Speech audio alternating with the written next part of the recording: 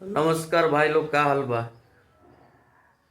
हमरा समझ में नहीं आवत कुछ यूट्यूबर जोन बाड़न जो साल भर पवन सिंह का नाम लेकर अपना यूट्यूब चैनल को चमकाता है, उससे पैसा कमाता है। साल भर पवन सिंह पे कंटेंट बना बना के उनका सब कुछ चल रहा है। और वही यूट्यूबर जब थोड़ा सा पवन सिंह का हल्का एक झोंका आया, झोंका ही बोलेंगे उसको, उसमें सब इनके खिलाफ हो गए थे। तो मैं उन लोगों से यही कहना चाहता हूँ, भाई जिसके नाम का तुम खा रहे हो, जिसके नाम से तुम्हारा चल रहा है सब कुछ, कम से कम परिस्थिति में उनके साथ खड़ा रहना तो सीखो।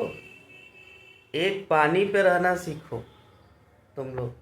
आज जब पवन सिंह का एक छोटा सा भी क्लिप आ रहा है तो उस पर वीडियो, ओ भाई यह पवन सिंह ऐसे, पवन सिंह वैसे। तो अभी कहाँ थे? 10-15 दिन पहले कहाँ थे तुम लोग? उस टाइम तो पवन सिंह का एक छोटा छोटा गलती, पुराना पुराना 10 साल पुराना बात निकाल के उनके नाम को जितना खराब करना था उतना तुम लोगों ने किया।